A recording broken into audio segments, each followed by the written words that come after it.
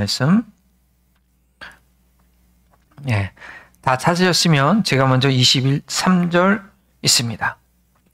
예수께서 성전에 들어가 가르치실새 대제사장들과 백성의 장로들이 나와 이르되 내가 무슨 권위로 이런 일을 하느냐, 또 누가 이런 권위를 주었느냐.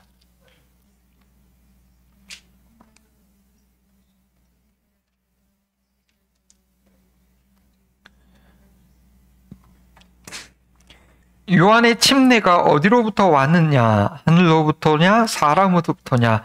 그들이 서로 의논하여 이르되 만약 하늘로부터 하면 어찌하여 그를 믿지 아니하였느냐 할 것이요.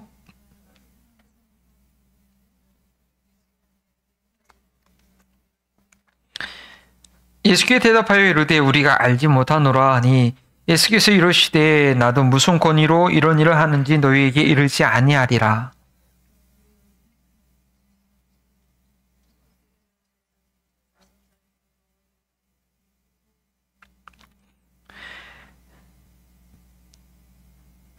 대답하여 이르되 29절 맞죠?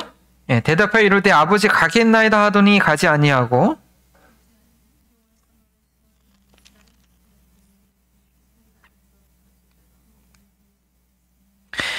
그 둘 중에 누가 아버지의 뜻대로 하였느냐 이르되 둘째 아들이니이다. 예수께서 그들에게 이르시되 내가 진실로 너희에게 이르노니 세리와 창녀들이 너희보다 먼저 하나님 나라에 들어가리라. 함께 있습니다. 요한이 의의 도로 너희에게 왔거늘 너희는 그를 믿지 아니하였으되 세리와 창녀는 믿었으며 너희는 이것을 보고도 끝내 뉘우쳐 믿지 아니하였도다. 아멘. 한 번 더 기도합니다. 하나님 감사합니다. 이 시간도 주님 저희에게 말씀해 주신 줄 믿고 감사드립니다. 하나님, 하나님의 말씀은 살아있고 능력이 있어서 혈과 골수를 찌개고 남음이 있다고 했는데 성령께서 친히 증거하는 이 말씀을 통해서 우리의 생각과 우리의 영혼과 우리의 마음이 하나님 앞에 드러나서 상하고 썩어지고 부패한 것들이 깨끗해지고 회복을 얻는 그런 시간 되게 하여 주시옵소서. 진리 성령님 친히 이 시간을 지켜주시고 특별히 이 지역에 있는 많은 영혼들 생명의 말씀을 듣고 살아나는 역사가 있게 하시며 종의 삶을 붙들어 주셔서 생명의 말씀을 매주 능력 있게 밝힐 수 있도록 주여 권능을 더하여 주옵소서. 감사하며 예수님의 이름으로 기도합니다. 아멘. 아멘.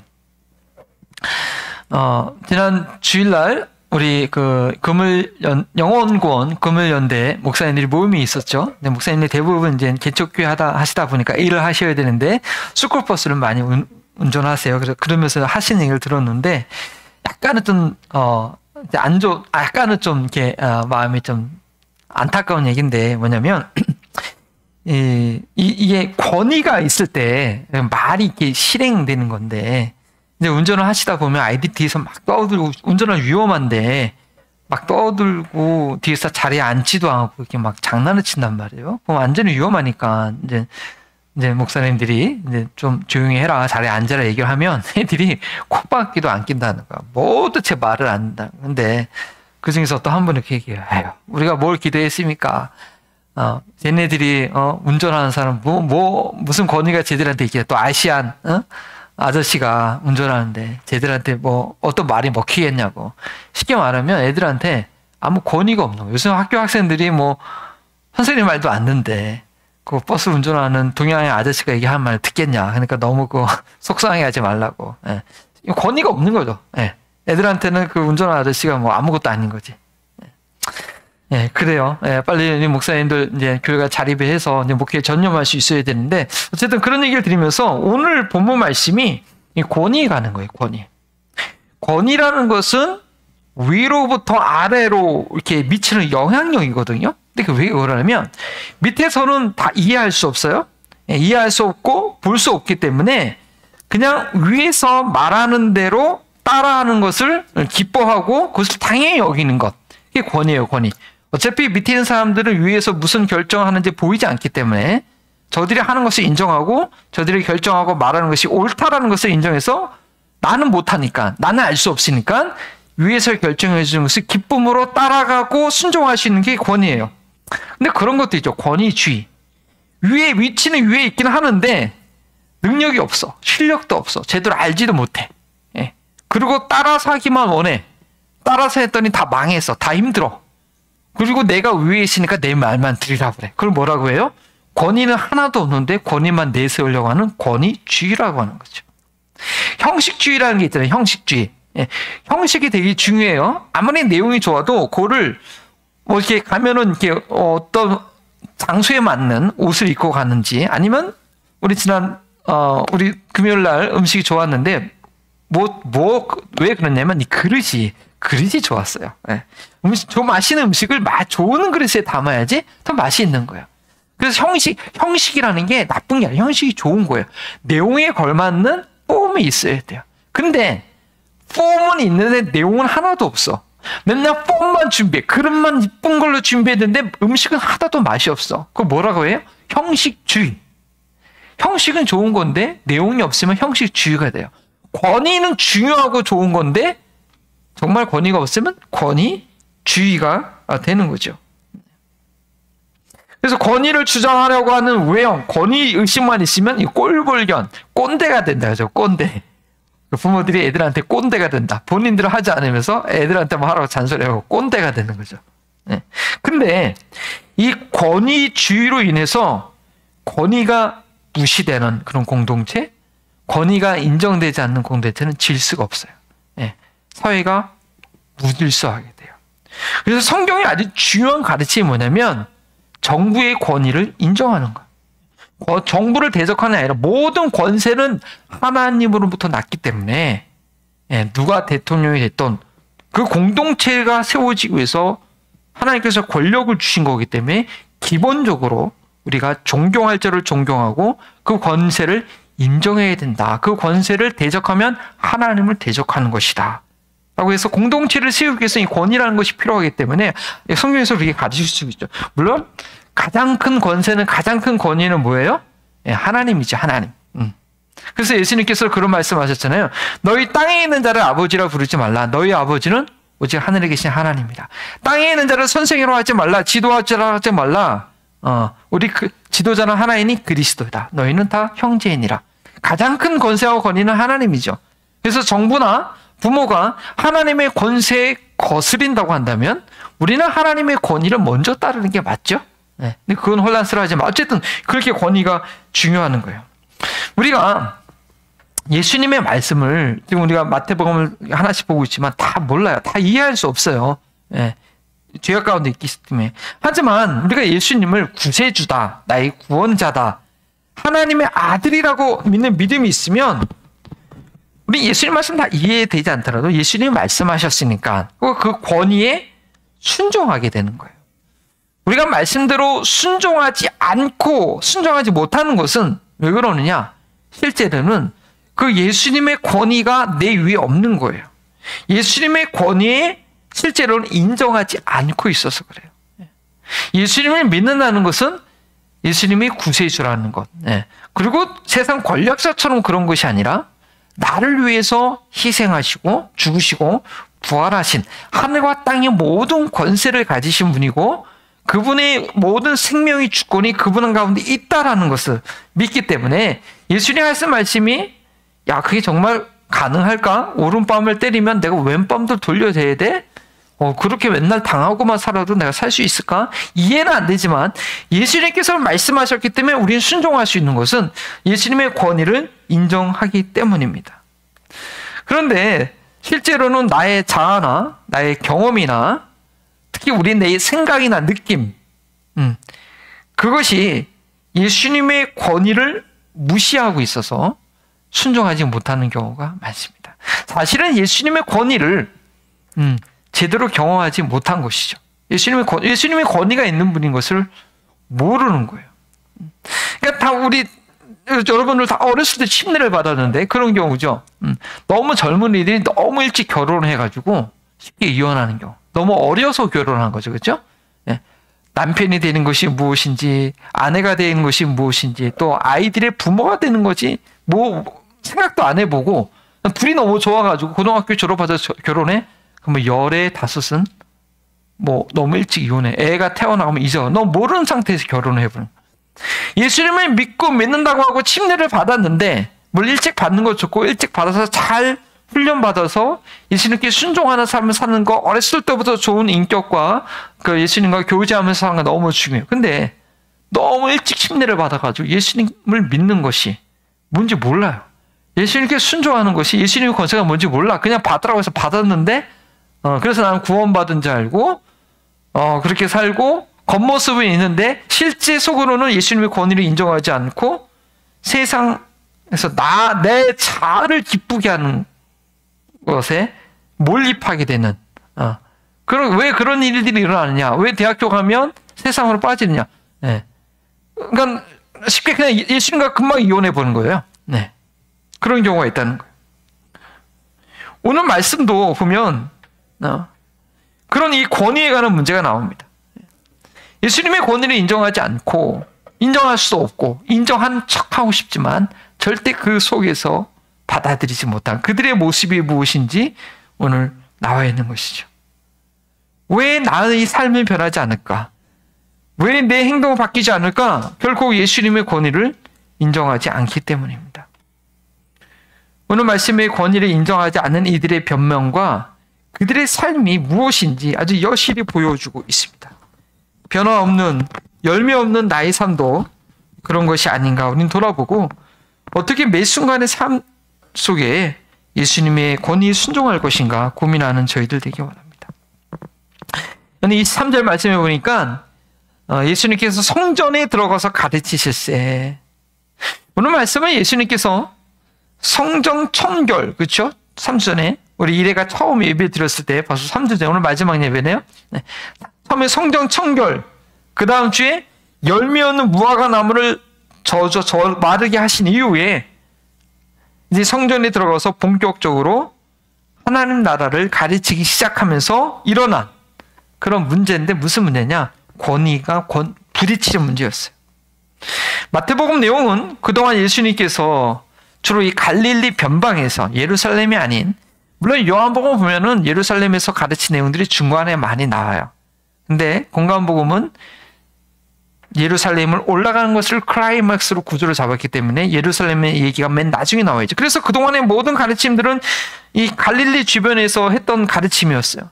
그래서 예수님의 가르침이 서기관들과 바리새인들보다 더 권위 있게 많은 백성들한테 들려졌어요. 이게 산성순의 말씀이죠. 저들이 예수님의 가르침이 저들의 서기관과 바리새인 같지 않더라. 예수님의 말씀이 권위가 있었어요. 그래서 예수님의 가르침에 대해서 반박하거나 왜 율법은 이렇게 됐니? 이렇게 얘기하느냐 따지는 사람이 없었어요. 그런데 지금 성전은 달라요. 지금 성전에는 누가 했어요? 대제사장이 했어요. 바로 하나님과 사람 사이에 중간 역할을 한다는 제사를 지는 대제사장이 있고 예루살렘 성전은 모든 이스라엘 사람들의 중심이 되는 곳이에요. 그 성전 안에서 예수님께서 티칭을 하기 시작한 거예요. 갈릴리 시골에서는 예수님의 가르침에 대해서 누가 뭐라고 너 왜 그렇게 얘기하냐고 할 사람이 없었는데 예루살렘에는 그게 안 통하는 거예요. 이 대제사장과 서기관들, 백성들의 장로들이 쟤가 뭔데 저런 얘기를 해? 우리가 모르는 사람인데 랍비 훈련을 받은 사람도 아닌데 우리의 전통 가운데 있던 사람도 아닌데 제가 감히 예루살렘 성전 안에서 성 안에서 사람들을 모아서 얘기를 하네? 라고 하면서 이들이 그 예수님의 권위에 대해서 너 도대체 누가 이렇게 얘기할 권세를 줬냐? 라고 물어보는 거예요. 그래서 가르치실세 대제사장과 백성의 장로들이 나와 이르되 내가 무슨 권위로 이런 일을 하느냐? 또 누가 이런 권세를, authority를 주느냐? By what authority you teaching and 그렇게 했느냐? 라고 물어보는 것입니다. 그러니까 예수님께서 답을 하세요. 24절에 예수께서 대답하시되 나도 한 말을 너희에게 물으리니 너희가 대답하면 내가 무슨 권위로 이런 일을 하는지 이르리라. 예수님이 바로 답하지 않았어요. 왜냐? 이 사람들은 권위를 인정하지 않는 자들이에요. 자기가 갖고 있는 권위가 가장 중요하고 내가 갖고 있는 권위를 지키려고 하는 사람들이지 내 위에 어떤 권세가 있는지 몰라. 하나님 밑에 자기 바로 대제사장 백성들을 위해 장로로 군립한 자기들의 권세를 믿고 자기들의 권세를 지키려고 하는 자들이지 심지어는 하나님의 권세도 사실은 인정하지 않는 자들이에요. 그런 자들에게 아무리 설명해봤자 믿지 않아요. 받아들이지 않아요. 그래서 예수님께서 권위를 받아들인다는 건 참 쉽지 않은데, 그러니까 예수님께서 도리어 그들에게 질문을 하죠. 여기 모인 사람들은 예수님을 믿고 권위에 복종할 줄 아는 사람들이니까 제가 답을 미리 말씀드릴게요. 예수님께서 오늘 본문에는 말씀하지 않았지만 예수님께서 무슨 권세로 무슨 권위로 이런 일을 하는지는 예수님께서 요한복음에 이런 말씀을 미리 하셨습니다. John chapter 5:19 한번 찾아볼까요? 요한복음 5장 19절.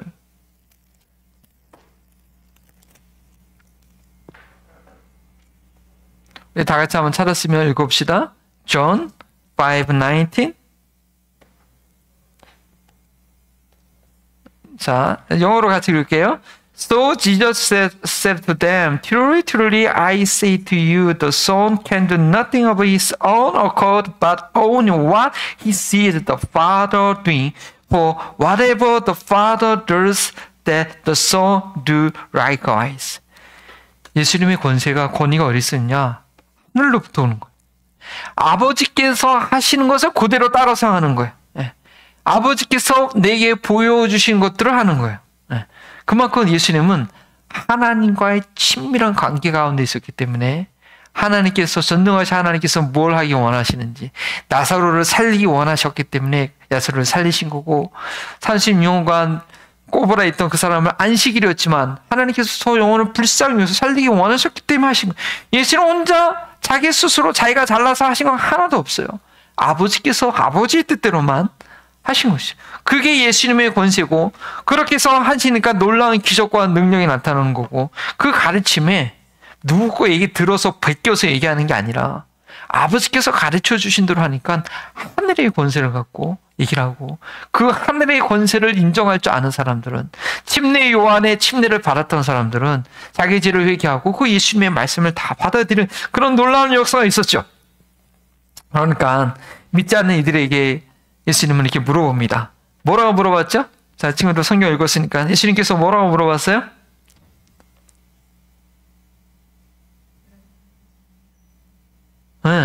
침례, 요한의 침례가 어디서 왔느냐? 침례 요한의 사역이 어디서 왔느냐? 이것이 하늘로부터냐? 하나님께로부터냐? 아니면 사람으로부터냐? 이렇게 물어보니까 그들이 뭐예요? 25절에 서로 의논하여 이르되, 답하면 되는데 답을 못하고 서로 의논해. 야, 이거 우리가 뭐라고 답해야 되지? 뭐라고 답해야 되지? 서로 막 이렇게 의논 쏙쏙 얘기하다가, 왜 그래요? 하늘로부터로 하면 어찌 그를 믿지 않았냐 할 것이요, 만일 사람으로부터 하면 모든 사람이 요한을 선지자로 여기니 백성이 무섭다 하여. 그래서 저들의 답은 모르겠다. 자, 침례 요한의 침례가, 그 사회 권위가 하늘로부터 온 것이라면 답은 뻔해요. 예수님이 침례 요한이 무슨 사역을 하셨어요? 예수님의 길을 앞길을 예배한 것이고, 요한복음에 의하면 예수님을 보고 세상 죄를 지고 하는 하나님의 어린 양이라 침례 요한이 예수님을 메시아로 인정했단 말이에요. 그러니까 침례 요한을 인정하면 예수님의 권위를 인정할 수밖에 없는 거예요. 근데 또 침례 요한의 사역을 인정하지 않으면 백성들로부터 질타를 받게 되는, 왜냐하면 백성들은 다 침례 요한을 하나님께로 온 선지자를 인정해요. 그리고 침례 요한이 이미 죽었거든요.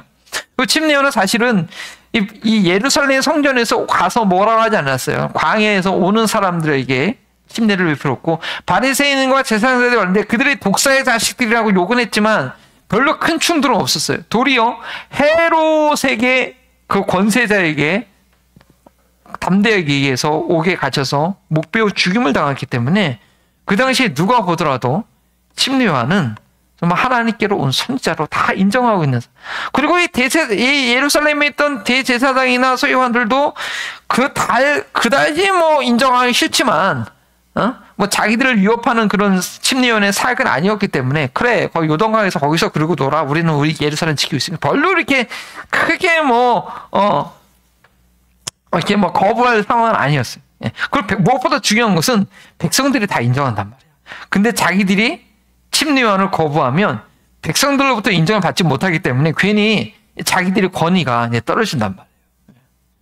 그러니까 이거 뭐 사람이라고 얘기하기도 그렇고, 그렇다고 하늘로부터 오게 얘기하기도 그렇고, 그러니까 난 모른다고 얘기한 거예요.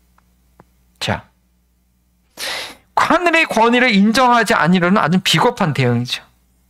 왜 모르겠다고 답했는가?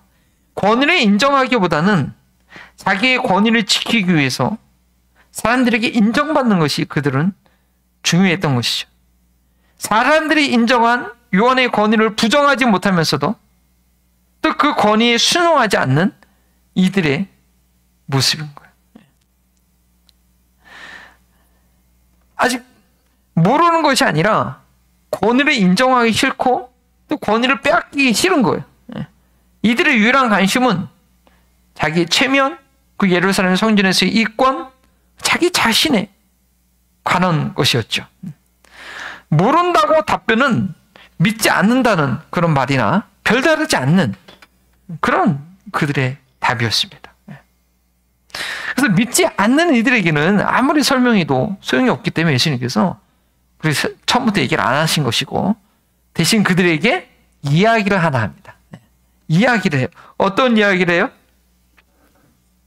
그러니까 예수님께서 그들이 답하지 못하니까 모른다니까 예수님께서도 나도 무슨 권위로 이런 일을 하는지 너희에게 이르지 아니하리라 하고 나서 그러나 너희 생각엔 어떠하냐라고 질문해 스토리를 얘기해요. 이 스토리는 뭐냐면 근데 이게 번역이 첫째 아들과 둘째 아들이 영어하고 한국어하고 이게 바뀌어 있어요. 한국어에서는 첫째 아들이 예 대답하고 일하러 가지 않았고 둘째 아들이 아니요 하고 회개하고 들이켜서 일하러 갔는데 영어 성경에는 거꾸로 돼 있죠. 예, 첫째 아들이 거부했고 그 다음에 나중에 갔고 그 다음에 첫째가 싫다고 하니까 다시 둘째한테 물어봤는데 둘째가 예 한다고 대답하고 안 간. 아니요 하고 간. 아니야 예 하고 안 간.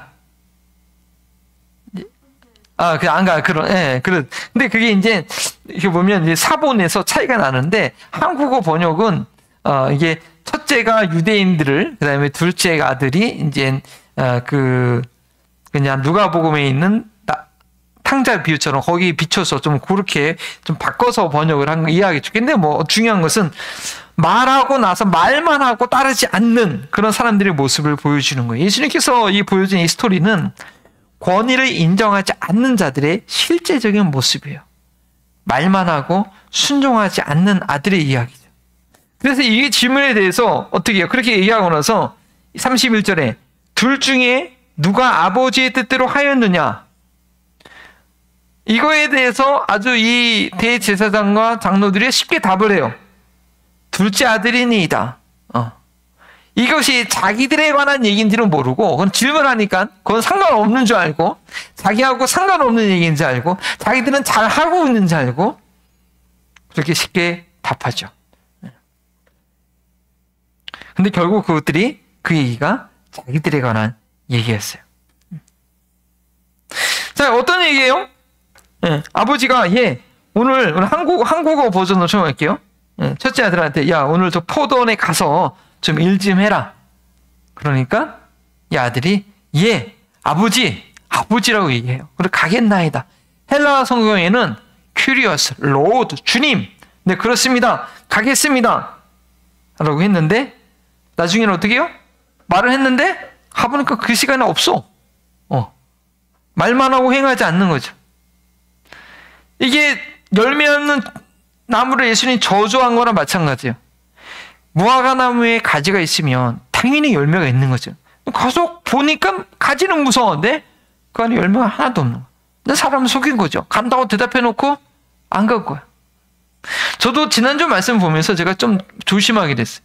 뭐 사역을 하거나 뭘 하고 나면 사진 찍어서 막 광고하고 막 알리고 싶은 제가 그런 성향이 있거든요. 그러면 뭐 대단한 것 같잖아.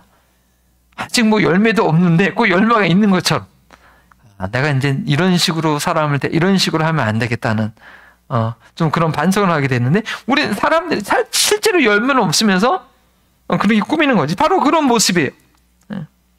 로드라고 주님, 주님이라고 고백하지만, 예수님을 주님이라고 고백하지만, 그 겉모습은 있지만, 아버지라고 존중하는 그런 겉모습이 있지만, 실제로 그 마음속에는 아버지의 권위를, 그 예수님의 주되신 권위를 인정하지 않는 그러한 모습이 있는 것이죠.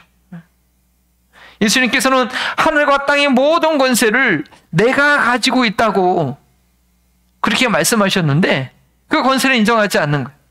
아직도 자기한테 권세가 있는지 알고 권위가 있는지 알고 예수님의 권세를 인정하지 않고 그렇게 행하는 것이죠. 자, 그에 비해서 둘째 아들은 뭐예요? 처음에는 아우 귀찮아 왜 날만 일만 시켜 가기 싫어 아이씨 안 가요. 내가 자 뭐라 하냐 아버지라고 말도 안 해요. 그가 대답하되 실소이다. 둘째 아들이 그와 같이 말하니 대답하되 실소이다. 영어 번역으로 뭐라 되어 있어요? I will not go. 나는 안 간다. 30절에 나는 가지 않겠다. 그러나 그 후에 repent 뉘우쳐서 회개하고 실제로 간 거예요. 그러면 누가 아버지 뜻대로 한 거예요? 나는 심플한 거예요. 심플한 질문이에요. 그러니까 이 대제사장과 장로들이 너무 쉽게 답한 거예요. 둘째 아들이니다. 영어 성경은 거꾸로 되어 있지만 그러니까 예수님께서 그들에게 결론을 얘기해요. 내가 진실로 너희에게 이르노니 세리와 창녀들이 너희보다 먼저 하나님 나라에 들어가리라. 하나님 나라에 들어간다는 게 뭐예요? 순종하는 거예요. 하나님의 통치에 복종하는 삶이에요. 그러니까 근데 어쩌면 기독교의 교리가 약간은 오해에 일으키는 게 예수님 믿으면 천국 가는 것.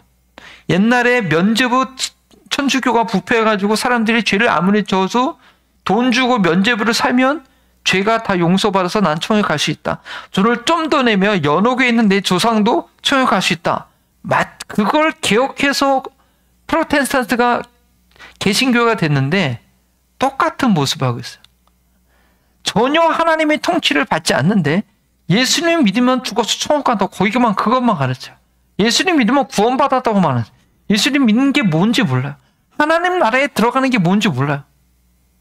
예수님을 정말 주인으로 인정하고 예수님의 주권, 하나님의 통치를 받는 삶, 그게 하나님 나라에 들어가는 건데 그건 가르치지도 않고 돈만 내면 면죄부 너 받았어. 너 침례 받았어. 너 예수님 믿어. 입으로 고백해서 너 구원 받았어. 죽으면 나 천국 갈 수 있는 사람 구원의 확신 가져. 나쁜 건 아닌데 그것만 가르치면 그거는 면죄부 파는 거랑 똑같은 거예요. 그래요. 첫째 아들이 아버지 가겠습니다 하고 일하러 안 갔어요. 전혀 하나님 나라에 들어있는 상태에 있지 않아요. 하나님의 말씀에 하나님의 주권이 그의 삶을 다스리지 않아요. 그런 사람은 말하는 죽어서 천국 간다. 죽어서 영원한 하나님의 나라에 그 통치 안에 들어가 살 수 없어요. 살 수 없어요. 예수님이 주를 영접한 게 아니죠. 그래서 예수님께서 말씀하세요. 그 세리와 창녀의 너희들이 멸시하고 멸시하는 그들이 먼저 하나님 나라에 들어가겠다 얘기해요. 그리고 뭐라고 얘기하느냐? 결론 32절에 요한이 의의 도로 너에게 왔거늘. 정말 400년간 침묵 말라기 위해 선지자가 없었잖아요. 근데 엘리야가 다시 온 것처럼 요한이 와서 정말 살아있는 그런 하나님의 음성, 그리스도가 오는 길을 준비하는 회개하라. 회개하는 것. 그게 들어왔는데 너희는 그를 받아들이지 못하고 믿지도 않고, 그리고 더 중요한 건 그들을 믿었던 세리와 창녀는 믿었으며 너희는 그것을 보고도, 그들이 믿고 변화된 삶을 사는 것을 보고도 끝내 뉘우쳐 믿지 않았다. 끝내 회개하고 믿지 않았다라고 얘기합니다. 보고 믿지 않을 뿐 아니라 변화의 증거를 보고도 믿지 않는 거예요. 하나님의 주권적인 역사가 나타냈어도 하나님께서 하신 일을 보고도 그 권위를 인정하지 않게 되는 거예요. 하나님의 놀라운 기도 응답으로 병이 치유 받았는데도 그 말씀이 마음 가운데 있지 않아서 하나님 뜻대로 순종하지 않은 거예요. 하나님의 놀라운 응답으로 대학교 가게 해줬는데도 내 실력으로 한 게 아니라 하나님 정말 도와주셔서 갔는데도 하나님 인정하지 않고 내 멋대로 사는 거예요. 그 변화를 하나님께서 주권적으로, 그래, 지난번 저는 스테반 걔들은 이거는 하나님 역사예요. 네. 그래서 그럼에도 불구하고 자꾸 그렇게 한번 하나님께서 보여주셨는데도 내 힘으로 내가 뭐 어떻게 하려고 하는, 이러면 삶의 변화가 안 되는 거예요. 그래서 오늘 말씀을 통해서 정말 예수님의 권위를 인정하는 게 얼마나 중요한지, 내 삶이 왜 변화가 안 될까, 왜 열매가 없을까, 왜 입만 무성한 형식만 갖고 겉막 거칠에만 있는, 시간이 지나도 세월이 지나도 그 모습 그대로일까? 실제적으로는 하늘과 땅을 모든 권세를 갖고 계신 예수님의 권위를 인정하지 않는 이 대제사장과 장로들처럼 인정하는 척, 아직도 사람들한테 인정받는 것, 그리고 예루살렘 성전에서 자기들이 자리를 지키는 것, 그 형식만 갖기를 원하지 실제적으로 하나님의 권위를 인정하지 않는 그런 모습이 있는 거죠. 우리가 어떻게 예수님의 권위를 알고 경험하고 복종할 것인가? 어렸을 때 자녀 교육할 때 가장 중요한 것은 권위를 인정하게 하는 거예요. 그래서 엄마랑 저도 이게 모든 상황이 있냐면 어떤 걸 약속했냐면, 애들이 어렸을 때 뭐 천사가 태어난 건 아니잖아요. 잘못하면 혼나고 훈계를 받아야 되는데 당연히 혼났는데, 누군가 엄마나 아빠 중에서 엄마가 혼낼 때 아빠가 옆에서 거기서 방해하거나 왜 혼내냐라고, 그게 잘하던 그 징계하는 것이 옳던 옳지 않던, 만약에 잘못된 징계를 하더라면 애들이 없을 때 나중에 얘기해야지, 지금 애들을 혼내고 있는데 아빠가 엄마한테 애들 왜 혼내? 그렇게 애들 편을 내면 안 된다. 그건 엄마 아빠가 약속하는 그 이야기였어요. 물론 지킬 때도 있고 못 지킬 때도 있어. 왜 그러느냐? 누군가 한 사람이 혼내고 있는데 끼어들면 그 사람의 권위가 무너져. 그 사람의 권위가 무너지면 아이들은 그 부모로부터 교육을 받을 수가 없는 거예요. 그래서 아이들이 어렸을 때 가장 중요한 것은 학교에서 마찬가지. 아이들이 학교에서 선생님을 뭐 개무시해. 아이, 지가 뭐라고 나한테 가르쳐. 나도 나보다 못해. 공부하겠어요? 집에서도 공부 안 하죠. 마찬가지. 그래서 어렸을 때 아이들이 가장 중요한 것은 내 위에 나를 가르치고 나 인도할 수 있는 어떤 권위가 있다. 그리고 권위에 순응하는 법을 가르치는. 어렸을 때 미안하지만 어떤 애가 선생님이 편지를 써서, 장문의 편지를 써서 부모님한테 준 이유는 뭐냐? 그 아이가 아주 사소한 행동이지만 선생님의 권위를 무시해버린 거거든. 그러니까 선생님이 볼 때는 이거는 어렸을 때 잡아주지 않으면 큰 문제가 될 수 있으니까 그렇게 집에 장문의 편지를 보내서 알려주는 거예요. 근데 우리도 마찬가지. 우리 하나님 관계에 있어서도 내가 제일 잘났어. 그러니까 하나님께서 하나님의 권위를 깨닫게 하기 위해서, 알게 하기 위해서 우리를 징계하시는 거예요. 왜 나한테 이런 일이 일어났는가? 우리는 알지 못하죠. 그러나 하나님은 살아계신 분이구나. 하나님은 만으로 여기시는 분이 아니구나. 하나님은 두려운 분이구나. 하나님의 권세와 권위를 인정하시도록 때로는 우리는 징계하는 거예요. 그러니까 히브리서에 그런 말씀이 있죠. 하나님께 징계를 받고는 기쁘게 여리라. 방전 내가 너 그냥 네 살고 싶은 데 살아. 그냥 뭐 악하게 살던 내가 통제할 수 없어. 너는 그냥 네 살아. 이게 아니라 그렇게 되면 망하네. 그렇게 되면 죽으니까 때리는 거예요. 잔소리하는 거예요. 하나님께서 우리를 징계할 때 우리는 감사해야 되는 거예요. 나를 왜 혼냈어요? 내가 뭘 잘못했다고. 내가 그 사람보다 얼마나 더 악하다고. 그 사람이 난 착하게 살았거든요. 그렇게 말하고 싶지만 하나님은 나를 더 그 사람들은 어차피 자녀가 아니니까 사용할 사람이 쓸 사람이 안 돼. 쓸 그릇이 안 되니까 혼내지 않아요. 징계하지 않아요. 그러나 하나님의 권세의 권위에 순종하시도록 그냥 맞는 거예요, 일단. 그러면서 하나님이 무서운지 알고 하나님의 권위에 순종하게 되는 거죠. 우리의 믿음의 조상 아브라함이 그의 믿음의 여정을 시작했던 건 사실은 하나님의 권위를 인정하면서 시작된 거예요. 갈대 우리에 있을 때 히브리서에 보면, 창세기 12장 보고 히브리서에 보면 그가 갈 바를 알지 못했지만 온 천하 만물을 창조하신 하나님이 나를 부르셨기 때문에 갈대아 우루 고향을 떠나서, 아니면 하란을 떠나서 그 가나안 땅까지 거기서 무슨 일이 있을지 몰라요. 그러나 하나님이 말씀하셨으니까 그 권위를 인정해서 간 거예요. 아들 하나도 없고 집에서 길리온 엘리에셀밖에 후손가 없는 백사가 나이가 많은 나이에도 사라가 애를 못 낳아. 그런데도 천막을 열고선 저 벌을 봐라. 너희 후손이 저까지 많을 것이다 라고 말했는데 그걸 믿었어. 왜? 하나님이 말씀하셨으니까. 하나님의 권위를 인정하는 거니까 권위를 인정했기 때문에 그걸 믿은 거예요. 근데 아브라함이 그럼에도 불구하고 100세의 간신히 이상 낳고 또 100세의 아들을 제사로 지내야 되는데 그러나 아브라함 때는 그 가나안 땅 차지하지도 못했어요. 결국 뭐예요? 아브라함을 그렇게 불러내신 이유는 뭐예요? 400년 이후에 이스라엘 민족이 생기고 이스라엘 민족을 통해서 그리스도가 타나고 예수님 지금 팔레스타인에서 지금 사역하신 그 역사를 위해서 1000년 이후에 그 역사를 위해서 불러냈는데 아브라함한테 야 1000년 후에 네 이스라엘 민족강에서 그래서 이제 예수님이 이렇게 태어날 거야. 그리고 내가 이삭을 드린 것처럼 내가 그 아들 그리스도를 십자가에 못 박고 죽게 해야 돼. 이거를 만약에 아브라함을 불러내면서 그때부터 설명했으면 아브라함 이해할까요? 이해 못해요. 무슨 말이에요? 더 도망가지. 말도 안 되는 소리 한다고. 그래서 하나님은 아브라함한테 다 설명할 수 없어요. 네.